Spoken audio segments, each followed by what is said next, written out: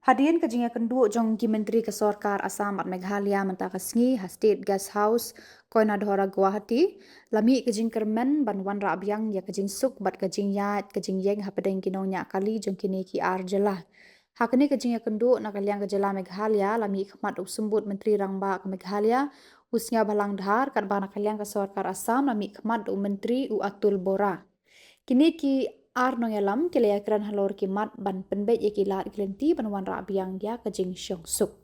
Hadirin kajing kran Atul Bora rengkat badu Police Commissioner ke Guwahati Partha Mahanta kilalet banyak kran bat kinong yalam jong kinong nyak kali bat kiseng bahalang na Assam Hajurabat.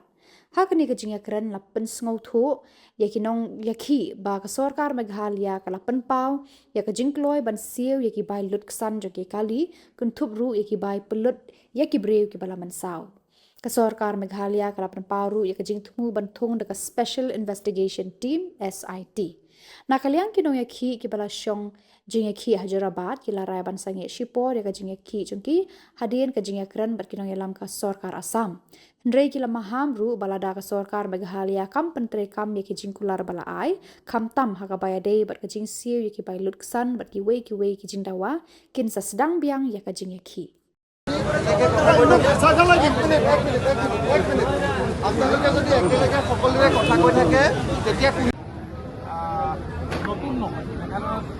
বিভিন্ন সময়ত এনেবোৰ ঘটনা হৈ আৰু এই বিষয়টোক লৈ মাননীয় মুখ্যমন্ত্ৰী গভীৰভাৱে উদ্বিগ্ন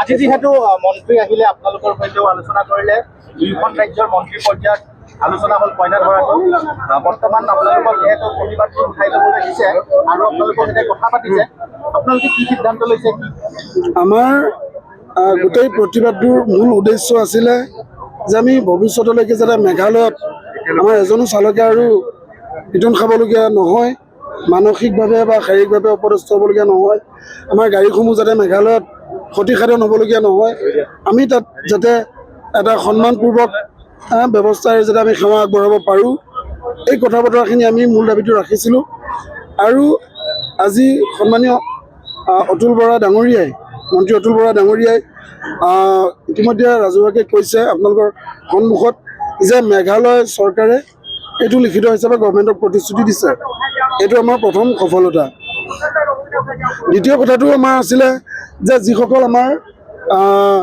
পৰ্যটকক তাত অপমান কৰা হ'ল অপদস্থ কৰা হ'ল আমাৰ বাহনসমূহ ভাগিলে সেই বাহনসমূহৰ দায়িত্ব কোনে ল'ব এটা ক্ষতিপূৰণটো কোনে দিব তেতিয়া তেওঁ এইটো আলোচনা কৰিম বুলি কৈছিলে মই বোলো এইটো আলোচনা নকৰোঁতে আপোনালোকে কিয় জনালে কি বিষয়ত আলোচনা কৰিলে তেতিয়া ক'লে যে আমি লিষ্টখন দিয়ক যদি মেঘালয় গভৰ্ণমেণ্টে নকৰে তেতিয়াহ'লে অসম চৰকাৰে উপযুক্ত ক্ষতিপূৰণ প্ৰদান কৰিব এইটো আমাৰ জয় হয় নে নহয় নাজানো চৰকাৰে এইটো আমাক আশ্বাস দিছে তৃতীয় কথাটো দুয়োখন ৰাজ্যৰ মাজত মিলামিলি কৰি যে আমাৰ ভৱিষ্যতলৈকে নহ'বৰ নিৰাপত্তা অসম চৰকাৰে সেইটো এতিয়ালৈকে দিয়া নাই যে আমি মেঘালয়ত কেতিয়াৰ পৰা যাব পাৰিম কেতিয়াৰ পৰা স্বাভাৱিক হ'ব কাৰণ এই কথাটো আমি দাবী ৰাখিছিলোঁ যে এটা সুচল যাতায়াত ব্যৱস্থা কৰিবলৈ দুয়োখন ৰাজ্যই আনুষ্ঠানিকভাৱে ঘোষণা কৰিব লাগিব আৰু আমি এইটোও দাবী ৰাখিছিলোঁ যে মন্ত্ৰী মুখ্যমন্ত্ৰী আৰু পৰিবহণ মন্ত্ৰীগৰাকীয়ে অসমৰ ৰাইজৰ ওচৰত ক্ষমা বিচাৰক সেইটো কৰা নাই বাৰু এতিয়ালৈকে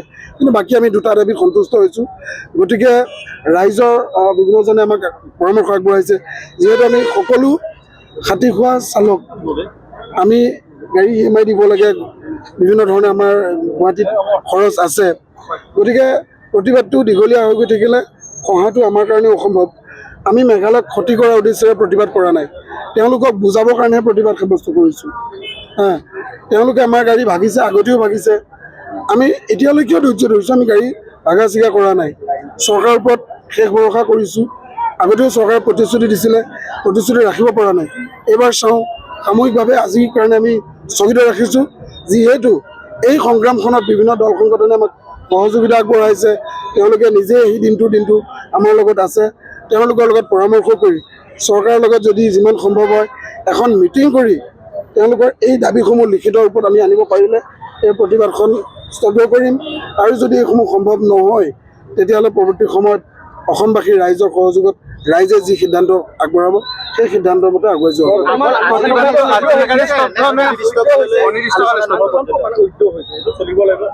যিহেতু আমি মূল দাবী দুটা তেওঁ এতিয়া প্ৰতিশ্ৰুতি দি গৈছে, লিখিতটো আৰু ইয়াতে বহি দিব নোৱাৰে, চৰকাৰী কিছু নিয়ম নীতি আছে।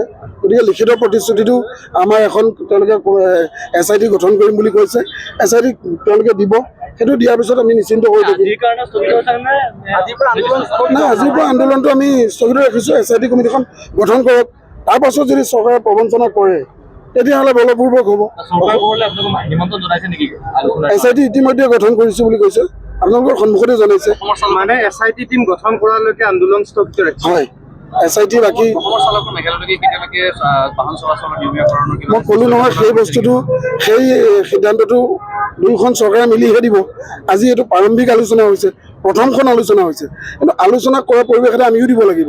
আমি যদি আক্ৰোশ হৈ থাকোঁ, বহি থাকোঁ, মেঘালয়ৰ মানুহে এনেও দুষ্কৃতিকাৰী আমাৰ মাজত পঠিয়াই দিছে। বিক্ষোভ কিবা এটা ঘটনা হ'লে গোটেই অসমৰ চালক সমাজখন বদনামী হৈ পৰিব। গতিকে আমি সেইটো বিচৰা নাই, এটা ডাঙৰ দায়িত্ব আমি ল'ব বিচৰা নাই যে অপ্ৰীতিকৰ পৰিস্থিতি হওক, কাৰণ মেঘালয় কিছু সংখ্যকৰ মানসিকতাটো বৰ ভাল নহয়, সেয়া সমগ্ৰ ভাৰতবাসীয়ে দেখিলে। গতিকে সেইটো কাৰণে সাময়িকভাৱে স্থগিত ৰাখিছোঁ। SIT গঠন হোৱাৰ পিছত যিখিনি আমি আশ্বস্ত হ'ম সেইখিনি আপোনালোকৰ জৰিয়তে সকলোকে জনাম। আৰু যদি নহয় পৰৱৰ্তী সময়ত অসমবাসী ৰাইজৰ যি পৰামৰ্শ আমি আজি নকওঁ, কাৰণ এতিয়ালৈকে মন্ত্ৰীয়ে প্ৰাৰম্ভিক আলোচনাটোহে হৈছে, টেকনিকেলি কথা পতাব হৈছে। আপোনালোকে চাওক, লিখিত প্ৰতিশ্ৰুতিটো এতিয়াও আমাৰ হাতত পৰাই নাই। আজি নিশ্চিতভাৱে এতিয়া পাৰিব। বাকী স্বাভাৱিক যাতায়াত যিটো আমি নিৰ্ভয় মেঘালয়লৈ কেতিয়া যাম, মেঘালয়ৰ মানুহ নিৰ্ভয় কেতিয়া আহিব? অত্যাৱশ্যকীয় খাদ্য সামগ্ৰী কৰি আছে, মেডিকেল জনিত স্বাস্থ্যজনিত সামগ্ৰী কৰি আছে, এইবোৰতো কৰিবই লাগিব, উপায় নাই, আমি মানুহ। গতিকে আমি স্থগিত সাময়িকভাৱে ৰাখিছোঁ। যেতিয়া SIT গঠন হ'ব, SIT যদি আমি নিশ্চিত নহওঁ তাৰপিছত পৰৱৰ্তী কাৰ্যসূচী হ'ব।